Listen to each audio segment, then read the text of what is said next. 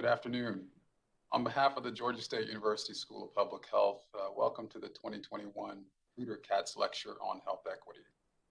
Established to help us better understand health disparities in society and to foster solutions to today's lecture honors our dear friends and colleagues Marshall Kreuter and Martha Katz and their contributions to public health and dedication to health equity.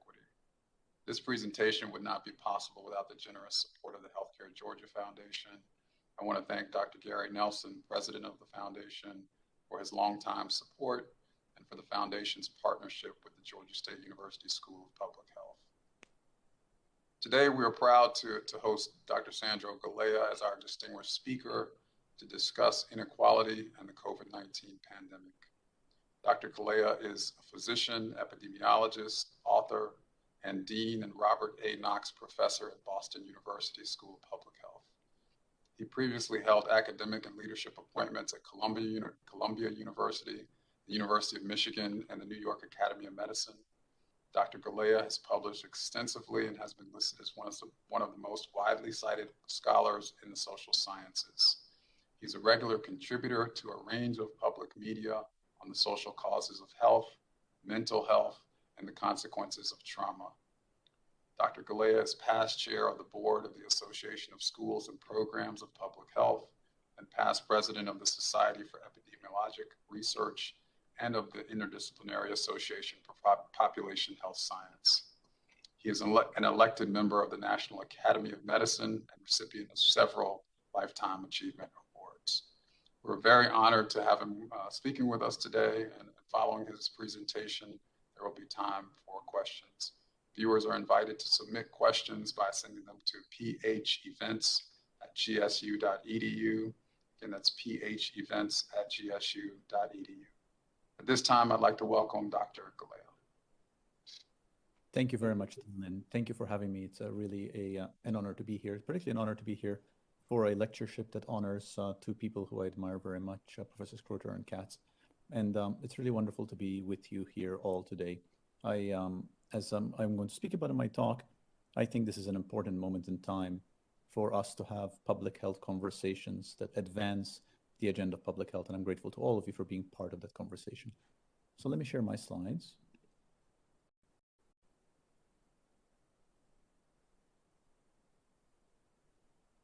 Please let me know if you do not see these. So I want to talk about inequality and COVID-19. COVID-19 obviously is what's very much on our mind all the time these days. So I think that's no surprise. I'm talking about COVID-19.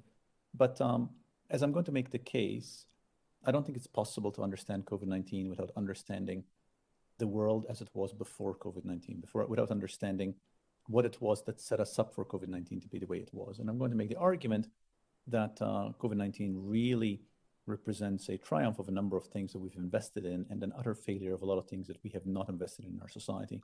And of course, the reason I'm making this case is to urge us to think about things in a particular way as we move forward from COVID. So with that said, I will start with, first we need to understand health. Now, I realize that's a bit of a preposterous statement to make, given that I'm giving a talk to a group of people for whom health is what you think about every day. So I have no illusions that I'm going to tell anybody anything that you don't know, but I do think it's important to start with a grounding that says, how is it that we should be thinking about health? How do we frame our thinking about health to the end then of being able to build on this to think about how we can move forward post-COVID? And I will start that by talking about this story. This is a story of a blues musician, Blind Willie Johnson. Blind Willie Johnson was born in Texas at the turn of the 20th century. And he was born sighted, but then he lost his vision in a domestic violence incident when he was about 7. And so he grew up poor, blind, black in Texas in the 1900s. He got married. Him and his wife were living in a small house, which at one point burnt down. They were fine in the fire, but they didn't have any money. So after the fire died down, they went back to living in the shell of the house. He made a living busking, playing music, which is how we remember him. And when in his early 40s, so the 1940s in Texas, he developed malaria. And now malaria was pretty common at the time in Texas, nothing particularly unusual, but the fact he developed malaria. And as many of you know, the CDC, which is of course just on the street from you, was started in part to help suppress malaria in the southern states. And his wife took him to hospital, took Blind Willie Johnson to hospital, and he was turned away from hospital. And then he died. It's not clear if he was turned away because he was poor, because he was blind, or because he was black. Now, the reason I tell this story is to ask the question, a very fundamental question, which is what killed Blind Willie Johnson? And of course, what killed Blind Willie Johnson was malaria. Malaria is what killed Blind Willie Johnson. But the reason I tell this story is because I have yet to tell the story to anybody who doesn't recognize that malaria wasn't the only thing that killed Blind Willie Johnson. It was also racism, it was also domestic violence, it was also homelessness, it was also poverty, it was also poor access to care. All of these forces contributed to killing Blind Willie Johnson. And had he received treatment for malaria, which certainly could have been done, and had he then lived, something else was going to kill him prematurely because he had everything in his life course stacked against him. And the reason I tell this story, and I'm going to come back to this as a metaphor, is that our health is not just about malaria. Our health is about all the other forces that we encounter in our lives. And this sets the stage for recognizing what is the story with American health and what has happened to us during COVID, and why it is that while COVID was such a triumph of our treatment of malaria, metaphorically, which here is going to be the vaccines that we developed around COVID, it was such a failure in all the other dimensions that surround our lives. Now, I could tell the same thing as I told Blind Willie Johnson with an infographic. Now brings it closer to home in terms of the things that the tools of the trade that we use in our business all the time. Here's this infographics from the Institute for Clinical Systems Improvement. And what you see is the percentages of what causes health. Obviously, this is graphical representation, but medicine and healthcare, this is malaria in the context of Blind Willie Johnson, is 10 to 20% of our health. The majority of our health is due to tobacco use, diet and exercise, alcohol use, income, sexual activity, family social support, education. All of that is fundamentally what contributes to our health. Now, everybody in this room knows this. Everybody in this room knows this. And it's actually hard to have a discussion with anybody who thinks about these things and have disagreement on this. This is broadly well understood. But despite the fact that it's well understood, it is absolutely not what we spend our money on as a country. The figure on the left, and now in black and white, is the same figure as I showed you before with colors. You see the shading, which represents the bars about how much what contributes to our health. And you see medicine now is just in the middle, it's in the black here. About 20% is medicine, the rest healthy behavior, socioeconomic factors, physical environment.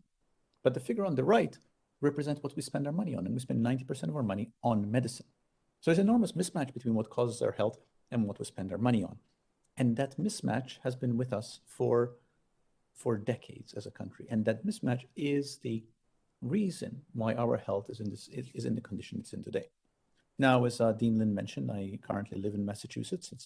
And Massachusetts is a state that prides itself on being progressive in its thinking about health. Boston actually has the highest doctor per population ratio of anywhere in the country. But let me show you Massachusetts spending, even in the state that prides itself on being progressive about health. This is Massachusetts spending on health over a 15-year period.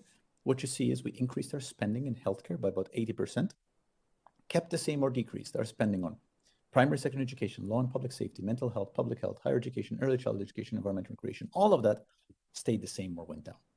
Now that's in Massachusetts, which is a state that actually prides itself on being forward thinking about health. I actually do not know what it's like in other states or in Georgia, but I would encourage you all to look at spending in your own state.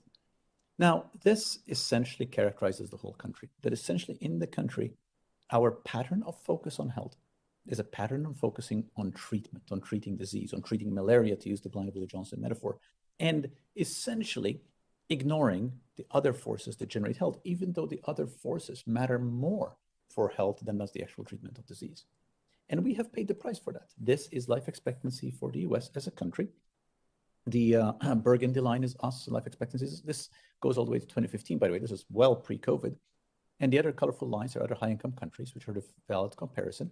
And what you see here is that our life expectancy has been dropping below other countries. In fact, we're about 5 years behind the other high-income countries just a few years ago. This is even before COVID hit, which means that we are choosing as a country to live 5 years less than other high-income countries. Now, When I say that, I suspect many of you are thinking, well, I didn't choose to live 5 years less, but essentially we did, right? Because if we allow policy approaches that enshrine this kind of approach, we are choosing collectively and saying that actually we're okay being less healthy in other countries, despite the fact that we spend inordinately more than other countries. So this looks at spending.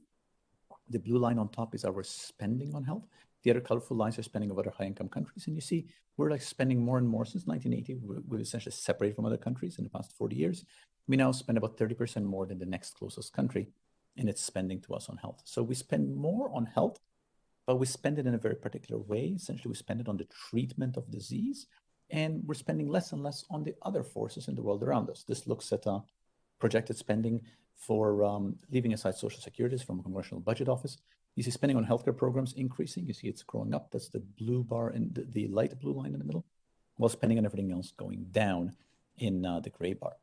If you were to put all of this into one slide, it's probably this slide is the best one.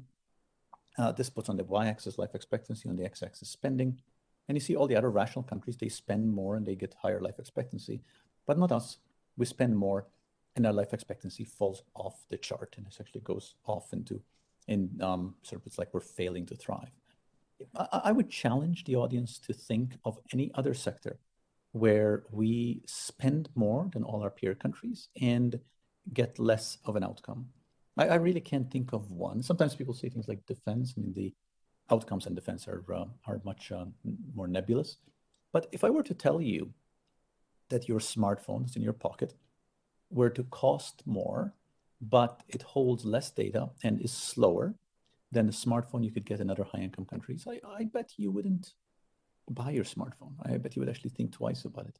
But for some reason, we think that that is acceptable in health. For some reason, we think that that is a valid approach to health, which of course it should not be, given the examples, given the consequences we're paying for it. Let me show a concrete example now, just a little concrete example. I'll use an example of Boston, where I live. And this is the T in Boston, which is essentially our subway. And all I want to show you is tremendous disparities, tremendous inequities in health indicators in Boston. This is adults with diabetes by T-stop. And you see here you have 3%, 5% problems with diabetes, while here you have 10%. And I could show you many other maps like this that show that in this part of the city, this area has about 5 times worse on several health indicators. And of course, those health indicators map onto the underlying social and economic characteristics of the city. This looks at families below the poverty line, and you have very low percentages here, 3%, 3%, while here you have 16, 14%. Looking at residents with a 4-year degree or more, you have essentially 70 to 80% of residents here, while here you have about 15% again. So here you have socioeconomic indicators that are much better than other parts of the city. And of course, the socioeconomic indicators map onto poor health or good health, depending on your perspective. And the reason I'm showing this in this geographic way is because these areas are very close to each other. These are about a couple of miles away from each other. And these areas all have around them world-class hospitals. Boston, people come to Boston from all over the world to get their healthcare. So we essentially in Boston are a living example of the Blind Willie Johnson metaphor, in that we have plenty of access to treatment for malaria, but we have extraordinary inequities in our health across the city mapped onto the availability of assets and resources for different parts of the population. So what are we not investing in? And what is it that fundamentally sets the picture of our poor health that that I'm describing here? What are we not investing in? And I would argue we're not investing in 2 things. We're not investing in what makes us healthy, and we're not investing in what keeps us healthy. And I'm going to show you what we're not investing in, and then show you how that becomes the health inequities that characterize this country. And note that everything I'm saying so far is really, haven't touched COVID at all. I'll come to COVID, but I really don't think that we can understand COVID without understanding this picture, understanding the world as it was before COVID, which is of course then what happened to COVID as COVID hit us. So what do I mean by we're not investing in what makes us healthy? Well, for one thing, we're not investing in narrowing the asset gap. And if you by my argument I showed you with the Boston maps, is that people who were in a position of who have more social and economic assets as a result, they have better health. Well, we are hoarding those social economic assets in a particular group, broadly speaking, among the richest 20% of Americans. This looks at change in income over the past 40 years. The top line is the richest 20% of Americans, which you see with income has grown quite a bit among the richest 20% of Americans, really hasn't changed that much at all among the poorest 80% of Americans. And I think it's important to recognize this. It's important to recognize this notion that it's among the poorest 80% of Americans, because sometimes I think we make the mistake of saying, well, it's among the poor. Well, it's not the poor, but the poor suggests a few people who are really destitute. But we're actually dealing with 80% of the country has not really seen a net increase in income. That suggests that the assets that promote health are being hoarded very much among a small group, and that's the small 20%. Any picture like this in this country is then also stratified by race, ethnicity, by education. So I could take this and break it up into these lines. There's many different lines here, but now I'm stratifying by education and by race, ethnicity. All I want you to see is the green line here that looks at earnings among white Americans with a 4-year degree or more. And then the lowest earnings are among Black Americans with less than a high school diploma. And that, as I'm going to show you in a second, maps onto then life expectancy and morbidity and mortality patterns, which really map onto extraordinarily onto this differential assets. Now, I've just been talking about income, but income is only a small part of it, because income is a handy way of marking availability and access to assets on a day-to-day basis. But wealth might matter even more, because wealth fundamentally represents the assets that keep one safe and protect one, even if income is not available. On the left here, you see income of white versus Black families. And you see how white families' income is about 40% higher than Black families' income. You also see, again, over the past 40 years, how the income hasn't really increased for either white families or Black families. Because remember, income among 80% of the population hasn't really increased. So overall, there's been very little net increase. But look on the right of the graph, and that's wealth, where you see wealth is about 5 to 10 times higher among white families than it is among Black families. And of course, this represents the historical marginalization of communities of color, particularly Black American communities in this country, which has over generations inhibited the accumulation of wealth. This wealth gap exists across all levels. This is by different educational level. You see post-college, college, some college, high school, and you see the wealth among white Americans being substantially greater than among Black Americans at all levels of income. And you can look at this also by any number of other criteria. Sorry, I went forward, I didn't mean to go forward. By household net worth, you see, again, higher income among white families than Black families. And when you look at this over time, on the left, you have, this is over time, you have 1983, 2016, the blue bar is 1983, the red bar is 2016. Overall wealth in the country hasn't really increased in that time period, but the second column is white wealth, where you see white wealth increased quite a bit, while Black wealth and Latino wealth really hasn't increased or decreased. Now, where does that come from? Why is this wealth gap? Well, this wealth gap comes from historical efforts to disenfranchise particularly Black Americans in this country. This goes back to the institution of slavery, which really persisted in this country for hundreds of years. This is a map of where there were enslaved African Americans in 1860.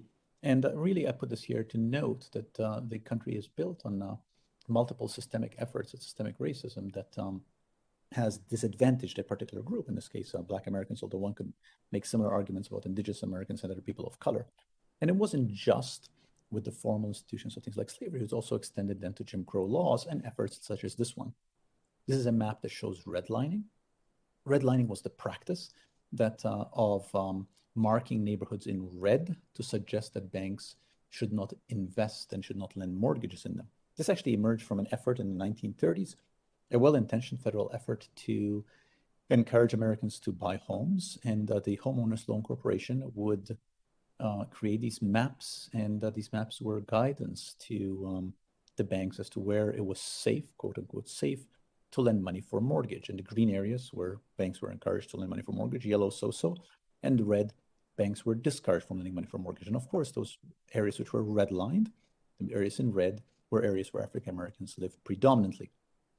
And this is a map of Detroit. And just to show you how much that extends into the present, this line here, where there's a sharp line where the red area ends, that's 8 Mile Road in Detroit. And this looks at 8 Mile Road today, and you have the green dots are Black Americans and the blue dots being white Americans, showing this pattern of segregation that persists to this day. It's very clear systemic efforts to marginalize persons of color, created structures that kept wealth, that challenged wealth accumulation in that group that goes on to this day. So that's A, that we've underinvested in creating structures to make sure that we all are healthy, including things like income accumulation, education accumulation, and wealth accumulation. And part B, which is our underinvestment, what could keep us healthy, has been our underinvestment in public health that actually could keep us healthy in the context of where we need it, in the context of a crisis like the one we've had recently. This looks at the underinvestment and the shrinking spending on state and local public health departments, showing the decrease in people in the workforce. This looks at spending, and the more red the color is, the less the spending, and most states spend less than $100 per person on public health. And even though there have been efforts like the Federal Prevention Funds, which is the black line, that in theory suggest public health spending, we've actually always spent less, which is what the blue line is about. And in fact, most local governments spend more on policing than they do on health. The red is when they spend more on policing, and blue is when they spend more on health, which of course has particular poignancy in this day when we've had so much of a public debate about the role of public safety, the role of policing, and what impact that has on health, particularly health of minority communities. So that picture of underinvestment in the material and social assets that fundamentally generate health inevitably has become health divides in the country. And again, all of this, I'm talking about everything here, is before COVID. But these pictures of these health divides are the country that COVID hits. So let me just talk about the consequent health divides. At a very crude level, we can just look at life expectancy. This is life expectancy among white, black overall. And you see black American life expectancy has been about 4 to 5 years less than white American life expectancy for the past 40, 50 years. And I could show you many fancy analyses that map onto some of these efforts at marginalization and health that I talked to you about before. This is the map of slavery that I showed you earlier, of where there were enslaved African Americans. It's the same map as I showed you before, only before I showed you the sort of sepia tinted old-timey map. Now I'm showing it to you in GIS. The dark red colors are where there were more African Americans enslaved. And the reason I'm showing you this is because in this analysis, a very elegant analysis, they show in this paper how this red area overlaps with the dark blue area here, which is where there's higher density of strokes. That there's really literally a path of the consequences of these efforts at marginalization, disenfranchisement into health today. And of course, just focusing on black versus white Americans, although again, one could talk about other minority groups, other both people of color groups, but also groups characterized by socioeconomic disadvantage.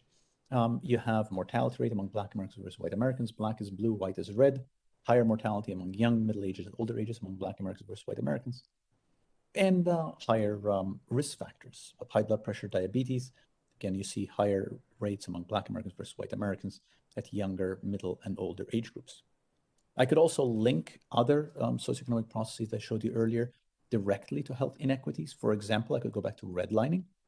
The map on the left is, again, a GIS map of the more old-timey map I showed you before, a map of Detroit. The red areas are the redlined areas.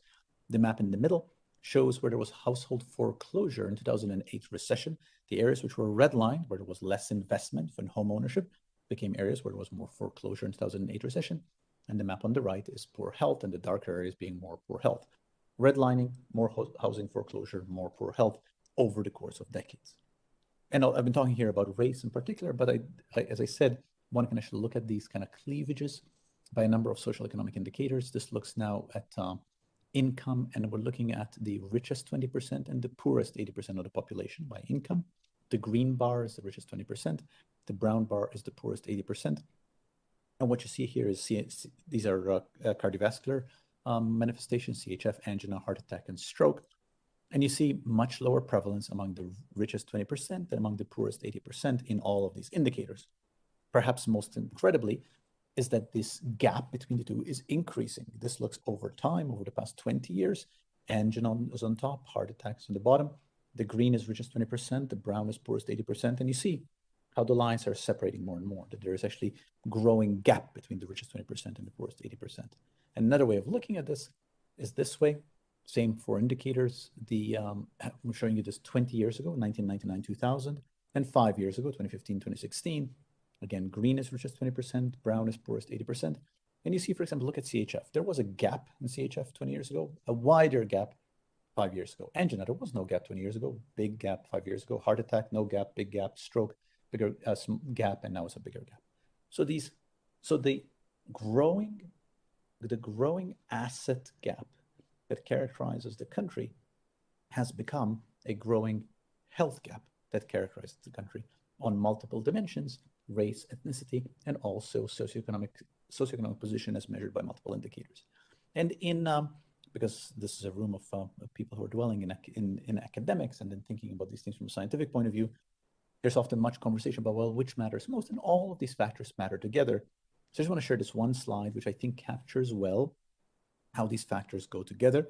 This is looks at multiple indicators, but just focus on the middle one, maybe focus on asthma, which is the middle square right here. And each of these dots is a census tract. On the y-axis, we have income. And on the, I apologize, on the y-axis, we have prevalence of the disease. On the x-axis, we have income. So what you see, look at this cloud here, these are by census tract, and you see there's a best fit line. The more income in the census tract, the less asthma there is. So that makes all the sense in the world, right? The higher the income, the less prevalence of the disease there is. But the reason this map is useful is because the dots of the census tracts are then shaded in, where the more purple the shading, you have the higher proportion of Black population in that census tract.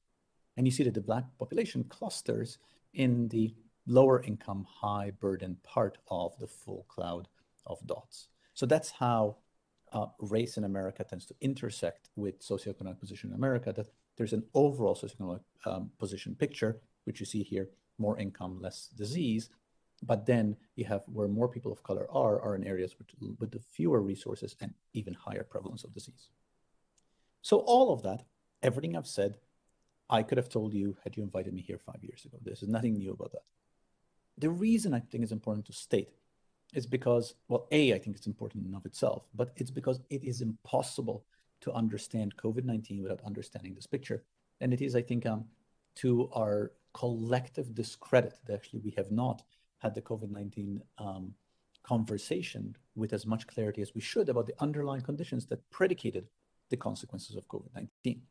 So COVID-19, to my mind, is another example. Just like I showed you the example of the Boston T-stops, COVID-19 is a particular example of the general picture. And the general picture is one of inequity. It's an asset inequity that's translating onto health inequity. So COVID-19 hit the whole country. We're still living through it in many ways.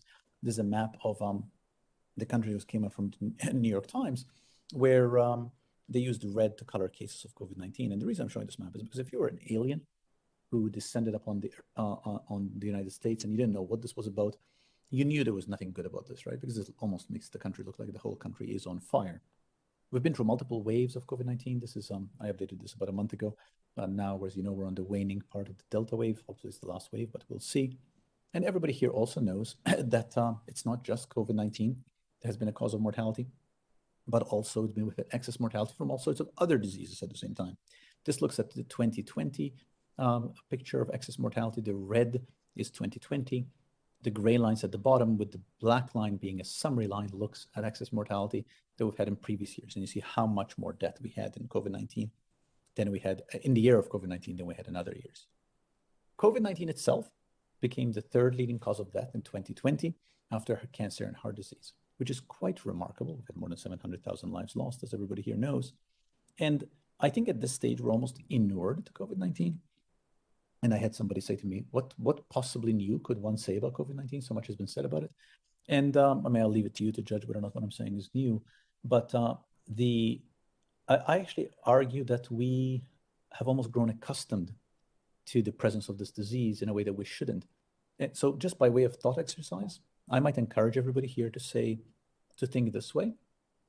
What if I were to tell you today that in 2024, just 3 years from now, there's going to be a new disease that you've never heard of. You've never heard of the word of the name of this disease. And it's going to come out of nowhere in 2024 and become the third leading cause of death. How does that make you feel? I would argue that actually sends a chill down one's spine. And it makes all of us in public health say urgently, like, wow, like what can I do to prevent that? That's amazing. Like a disease comes out of nowhere, becomes the third leading cause of death. Well, that's what happened with COVID. We had not heard about COVID until December 30th, 2019. All of a sudden, we hear about COVID. All of a sudden, it's the third leading cause of death in 2020, which is really quite remarkable. The consequences of COVID have been dramatic. We've had this drop in life expectancy, which is the largest drop in life expectancy the country's had since World War II, when a lot of young people, in that case, particularly young men, died in World War II. And of course, most relevant to COVID and to the subject of this talk is that these deaths from COVID, the consequences of COVID, the drop in life expectancy from COVID has not been experienced evenly, has been experienced in a very inequitable way. This looks at black versus white mortality, and the black is red and the white is blue. And you see that black Americans had a more than a twofold greater rate of death from COVID than did white Americans. And I'm going to come back to that. And that maps onto differential changes in life expectancy. What you see here is different groups as divided by gender and racial ethnic groupings. On the left, you have black men, where there's been a 3-year drop in life expectancy. On the right, you have white women with 0.7 years drop in life expectancy. Now, it's important to note that 0.7 drop in life expectancy is a huge drop in life expectancy. Although we had the downturn in life expectancy before COVID, the range of that drop was in the 0.1, 0.2, 0.3 range. A 0.7 drop is big to begin with. A 3-year drop in life expectancy is extraordinarily large, particularly when it's hitting black men, which is the group that by gender ethno-racial grouping is actually already the group with the lowest life expectancy in this country. So this really has been a tragedy. It's been a tragedy on multiple dimensions, a tragedy overall in population, but a particular tragedy for health equity. So now I want to bring them all together and say what explains what happened during COVID-19. And by what explains what happened during COVID-19, I'm going to focus in particular on this black-white gap that I just identified. I mean, I could talk about all sorts of other elements of what happened during COVID-19, but I want to focus on the black-white gap because this talk is about inequities, but also because I think understanding what happens in the black-white gap gives us an understanding of what happened in general in COVID-19. So what explains what happened during COVID-19? Why was there a twofold greater mortality rate among black Americans than among white Americans? Well, the reason for the twofold gap among black versus white Americans is twofold. Number one, there was an inequitable risk of getting COVID. And number two, there was an equitable risk of getting severe COVID. So let me explain each of them. Black Americans were more likely than white Americans to get COVID. Now, why was that? Well, if you think back to the picture I explained, to how I explained the picture about assets and the assets available and not available to particular groups, well, one of the assets that was available to people with higher income was the capacity to protect themselves from COVID by actually working from home, by not being around other people. COVID is a respiratory disease. It's transmitted by people being around each other. And when the National Emergency Declaration was called in March of 2020, what you see here is the gray line, the richest 20%, the red line is the poorest 20%, and you see that those with more resources protected themselves. They stayed home. Why is that? Well, here's why. These are data from the Bureau of Labor Statistics by income quartile, that the more income one had, the more one is able to work remotely. In the top 25% of income, 60% of people could work remotely. Bottom 25% of income, only 9% of people work remotely.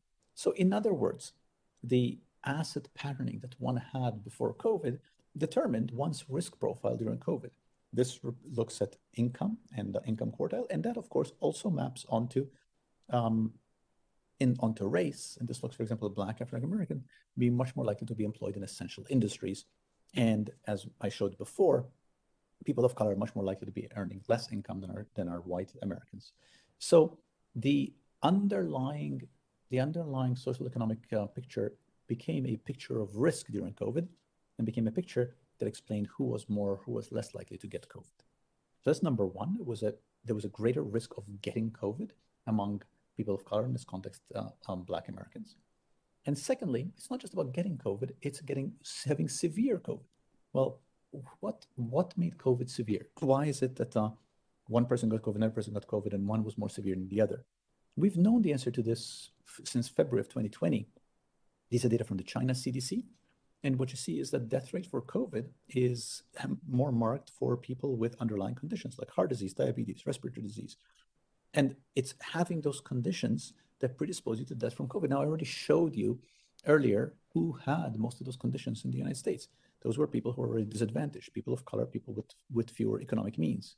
Just to show that one other way, this looks at income decile, and the yellow is prior illness makes you vulnerable to COVID. The more income you have, the less the less likely you are to have had illness makes you vulnerable to COVID. The green bar, by the way, is prior mental health condition that makes you vulnerable to having poor mental health after COVID, which I'm not going to get into here, but it's subject of another talk. But fundamentally, more income you have, the less likely you are to have underlying conditions, and underlying conditions are, of course, what predispose you to severe COVID. So what explains what happened in the context of COVID, particularly focusing on the black-white gap in mortality, was differential risk of acquiring the disease and differential risk of severity of the disease. And both of those are entirely social, economically, racially patterned, stemming from underlying social, racial, economic divisions that became health inequities that existed long before COVID. So COVID did not really create anything. What COVID did is it reflected underlying conditions and elevated them, which is why we cannot even think about COVID without understanding the underlying conditions. And we cannot even think about dealing with COVID without starting to think about how we deal with these underlying conditions. So I want to conclude. I just want to spend just a few more minutes now and talk a little bit about the role of science. I want to talk about the role that I think we in science have in the time of COVID to actually help the world move these ideas forward.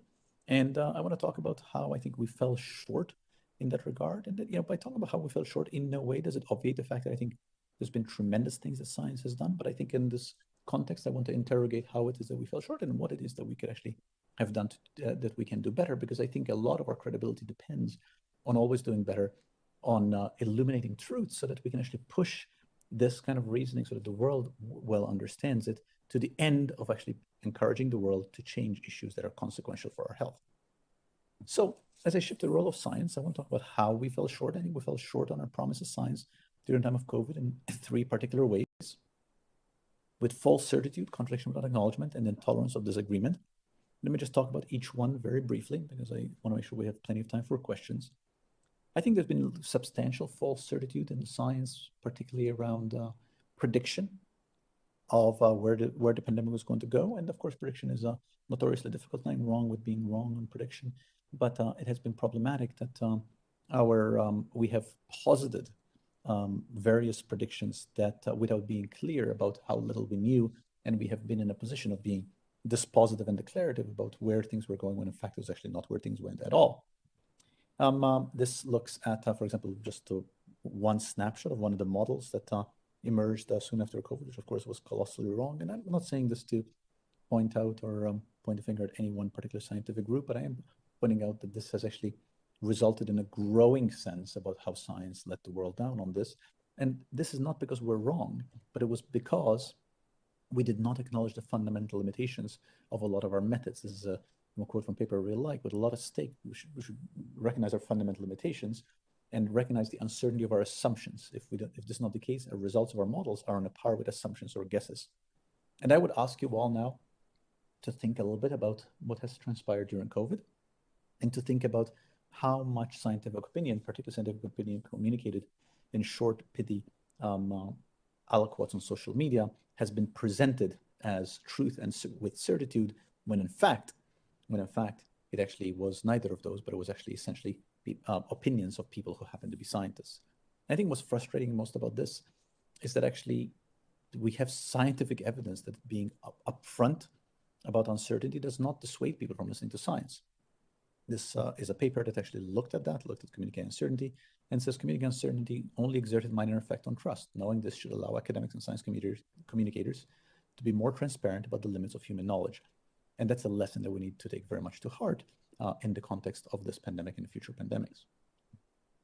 Second, contradiction without acknowledgement. Science moves in fits and starts. We come up with things, we realize that they're wrong. We think that of ways we can do better with them.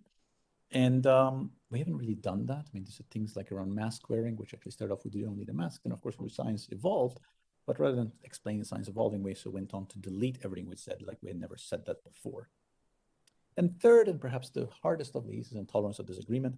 It's been very hard for public health, population health science in particular, to recognize that this is a moment where there were multiple different ways of doing things. And in part, a lot of this came because of the coloring of national politics. And by coloring, I mean red and blue coloring of national politics.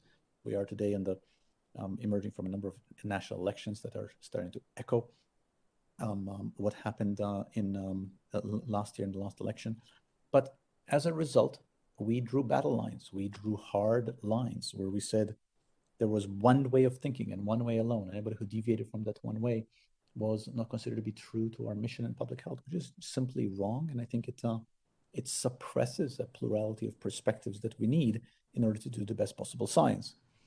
Perhaps this reaches apotheosis in the Great Barrington Declaration, which was signed by a number of eminent scientists, but then only to be quickly pushed aside by many scientific groups, including, for example, the Union of Concerned Scientists, saying things like herding people to slaughter, the dangerous fringe theory behind the Great Barrington Declaration, which is very, very strong words, essentially accusing people who are trying to voice an alternative perspective to the broadly accepted hegemony of thought as having blood on their hands, which is really, to my mind, a sure way of suppressing argument and generative disagreement. This is a quote actually from what actually is in the Great Barrington Declaration, which is things like adopting measures to protect the vulnerable should be central aim of public health response. Nursing homes should use staff with acquired immunity, perform frequent testing of staff and visitors. Retired people living at home should have groceries, other essentials delivered to their home. All of that strikes me as entirely reasonable. And none of that really strikes me as people having blood on their hands, but rather trying to propose a different way of doing things that was drowned out by a very specific approach that resulted, as I'm going to talk about in a second, in some downstream consequences that perhaps we could have avoided were we more willing to listen to a plurality of voices within the field. This is another example from Philadelphia around school opening, showing we should not have to teach students to death, which is very, very strong language, essentially accusing people who are actually trying to do the right thing of aiming to harm others. So why do I think we fell short on this promise? Why is it that we did this? And I think three reasons. I think we're dealing with very complex systems. I think we have biases in science that we don't like to admit, and we readily sort of fall into groupthink. So let me just talk about each one. I'll start with the complexity of systems, and I'll start with schooling, which is something which I think has been the apotheosis of very complex forces that we have not handled well. Children all over the country have fallen behind on things like math scores. The pink is 19, the aqua is 20. And you see the math scores shifted to the left, which means kids doing much worse on math than they did before COVID-19. And of course, that loss of achievement in math is not evenly distributed. In fact, the students who are faring worse are students who are in schools where there are more students of color. That's the darker blue dots, and while the lighter blue dots are schools with more white students. And schools in more affluent communities open faster than schools in low-income communities. And all of this on the backdrop of science that we've known since last summer, where the mortality among COVID-19 among kids is very low.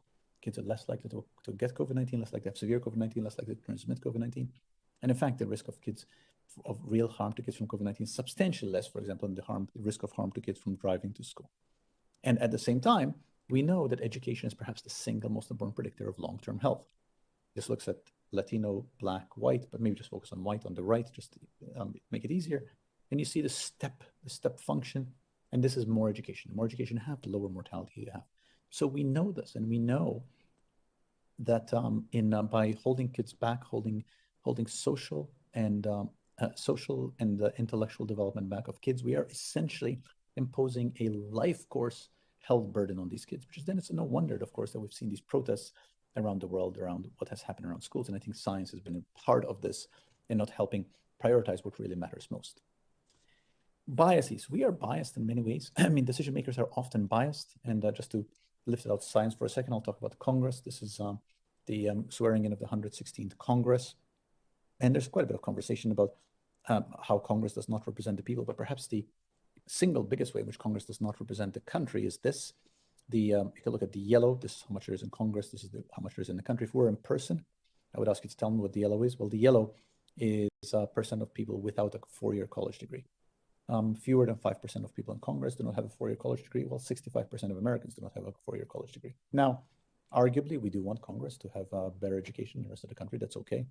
But I think everybody here can also recognize that such a disparity means that one is making very different decisions when the consequences of those decisions might be affecting people like you versus people not like you, particularly given what I showed you earlier about the stratification of wages among people with less education, and how people with less education, lower wages, were less likely to be able to work from home or more likely to lose a job, for example. Coming back to the academic world, we have our own biases in the academic world. This looks at the fact that most people in the academic world are left-leaning. politically. This looks far left, left, middle, professors, associate, assistant, but essentially everybody in the academic world is middle or to the left, which results in a very particular perspective. And this looks about who did well and who did not do well in the context of COVID. These are these bars look at mental health, personal finances, job security, take-home pay, physical health, personal life, work-life balance. If you're above the line, you did better. If you're below the line, you did worse in time of COVID. Well, look, the only group that really did better on everything is this group here, which is people with postgraduate degree, which is, of course, everybody in science. So those of us in science actually did better on multiple axes during COVID-19, which means that our science inevitably and our perspective is influenced by that, which is different in the experience of the rest of the population. And just to focus, for example, on epidemiologists who've had a front row seat in the context of COVID pandemic, it's also my species, broadly speaking, showing that the vast majority of epidemiologists, more than 3/4, are either white or Asian, with a substantial underrepresentation among Latinos and Black Americans. And the last, I think, reason that we did poorly is groupthink, is that I think we're susceptible to groupthink and to sort of thinking about things and getting on bandwagons. One of those most prominent ones has been the distraction of thinking about zero COVID, thinking that we could eliminate COVID, when in fact there's really no historical reason to have thought that we could eliminate COVID. Many countries actually have followed the zero COVID perspective for a long time, really to the detriment of them moving forward with things like vaccination, until zero COVID sort of became a little bit like a spherical cow problem, which is the old saw in science, assume a spherical cow of uniform density, which the problem with that, of course, is there's no such thing as spherical cow of uniform density. All countries essentially have now switched from zero COVID, including Australia and New Zealand, with the exception of China, that continues to aim to try to achieve zero COVID through very draconian means, which would be totally dissonant with respect of individual autonomy that one sees anywhere else in the world. But I do think that the reason for this groupthink develops because actually we as a country are very fractured and we're in bubbles. This looks at the bubbles in which we live. The blue is Democrat, the red is Republican, showing that we live in bubbles, but actually Democrats, which is left-leaning people, which is also where academics are actually more in bubbles, likely to be in bubbles, than right-leaning people, which is more Republicans. So I think it's important for us to recognize that. And when I speak to audiences in Massachusetts, I often show them this slide, which shows that the least tolerant county in America is Suffolk County, which actually is exactly where the school over which I have the privilege of presiding actually is, which I think is, I mean this to remind us that we in science often have a hard time seeing beyond our very particular perspectives that emerge from the way we think, and that we have responsibility to do that when dealing with such complex issues as COVID. And just to conclude, I would conclude with a call to reclaim what I'm calling here liberal public health. And by liberal public health, I mean public health is based on the principles of the Enlightenment, one that respects individual autonomy, bridging left and right gaps, but also is founded on reason and an effort to improve the health of everybody. And I think three things we need for that: epistemic humility, compassion, and reform through reason. I'll start with humility. It's been a tough time for humility in science when New York Times keeps running pieces like this about what epidemiologists are doing for Thanksgiving, what they're doing for Christmas. One can't help but feeling pretty pleased with oneself. But epistemic arrogance, the opposite of humility, is a tendency to overestimate our ability to predict when we're overconfident in our knowledge. And I would argue we've done a lot of that. This moment should have been a moment of enormous humility. I think if anybody hasn't been humbled by this virus, we haven't been paying attention. Second is radical compassion. Compassion, not empathy. Compassion means wanting the best for everybody because of our shared humanity.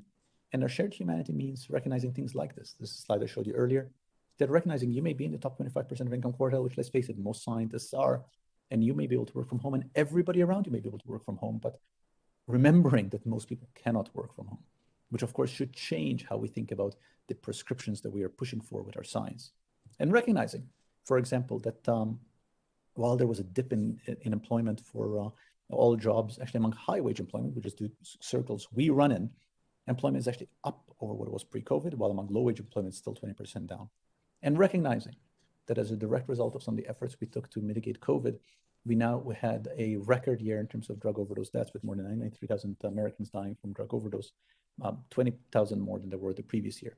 And recognizing that these are deaths that are as much merit our attention as our deaths from other diseases like COVID. And I'll end with this. I'll end with reform through reason, which ultimately it's this kind of reason that I'm trying to sort of inject in our conversation to say we need a radical vision that articulates a vision of a world where we do not have health inequities, where health is not indexed by the color of our skin or by socioeconomic position, but also then taking an incremental approach to doing the hard work of fixing these challenges, understanding why we have these inequities so we can fix them. I'll stop there. I have this book that just came out yesterday called The Contagion Next Time, which really dwells on a lot of these topics. And I welcome any and all questions. Thank you again for having me. It's really a privilege to be with you all. Let me stop sharing. Thank you so much, Dr. Galea. Really appreciate not just here, but in your writing, your blogs, all that you communicate with us, the unique talent that you possess for really framing the issues of the day in terms that are accessible, that lead us to question our assumptions, the things that we have accepted. In this presentation, our collective indifference. And I think there's an implied question there. What are we doing and what can we do better as we move forward? I really appreciated you asking us to look forward 3 years and consider the emergence of a new disease that becomes the third leading cause of death. It really tells us what can happen, and we could go further and say, and consider what could happen if said disease was slightly more infectious, slightly more severe in its presentation. So I think it, in many ways, could serve as a clarion call. It points us towards the work we have to do, and I think it also should inspire and drive us. So let me turn us to some questions that we've received. And first question I'm actually going to ask just as a reaction to your presentation. I think you've made the case that we've had a collective failure with respect to COVID-19 here in the U.S.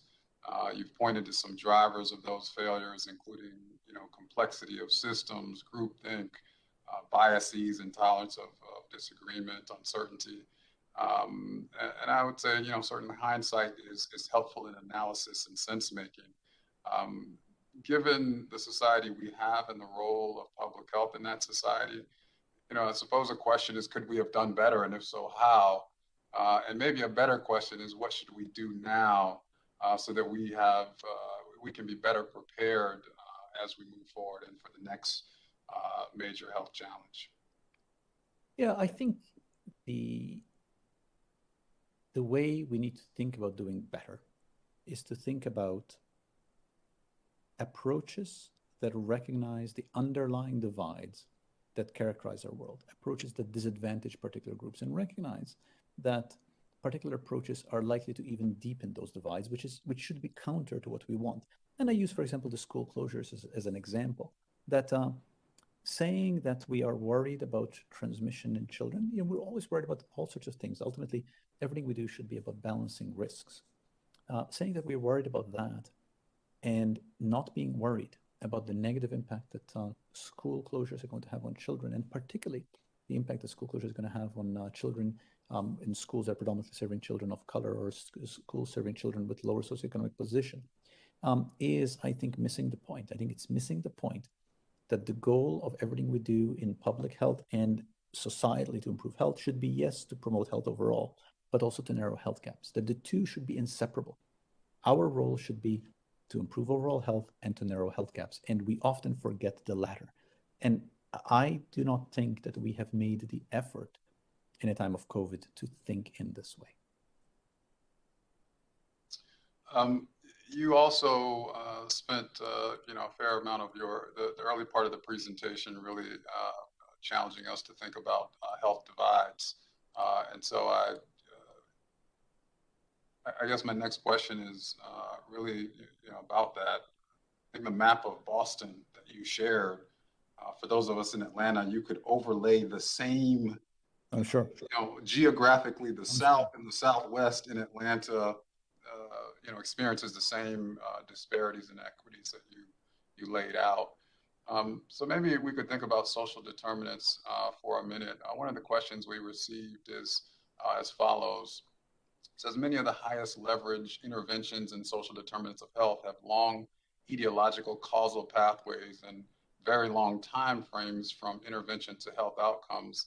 Given these limitations, what level of rigor should we aim for in evaluating these public health initiatives, in analyzing attributable or contributing factors, or considering intervention to be grounded in evidence? And what level of urgency should we give them relative to more traditional health promotion? Yeah, it's an excellent question. I think the answer to what level of rigor, I think, is always as much rigor as we possibly can muster. But I think the question is getting at the long-term impact of some interventions and the difficulty of us wrapping our brain around these long-term impact. I mean, early childhood educational intervention, for example, one can expect to have positive impact 25, 30 years from now. And it's difficult for us. That's actually quite difficult for us to wrap our brain around that. Like, what does it mean that we're going to say, do this today, and there's going to be results 25 years from now? Like, that is hard for us to countenance, which is why I think if we can shift the conversation to be in its totality about improving the underlying conditions that fundamentally create health, then we recognize that we're okay with doing some things that take 25 years to bear fruit because we're doing some other things that are much more shorter term. But ultimately, I think our goal should always be what I called at the end to articulate a radical vision. A radical vision should be one where we have no health gaps, one where we are not vulnerable to a next pandemic because of our underlying social and economic structures, one where we're not sitting ducks for this kind of perturbation that we saw with COVID-19. That's a pretty radical vision. It's going to take a while to get there. I think it's okay to say it's going to take a while to get there, and it's okay to take incremental efforts on perhaps more short-term, lower-hanging fruit, even though the ultimate picture requires investment in structures that take decades to realize their yield. So the next question we have is that it's also on social determinants. Since we know social determinants of health affect the people for all health conditions, how can public health truly influence policy for actual equity changes facilitated and implemented within our departmental agencies if our lawmakers are deadlocked on many critical issues that affect the American public?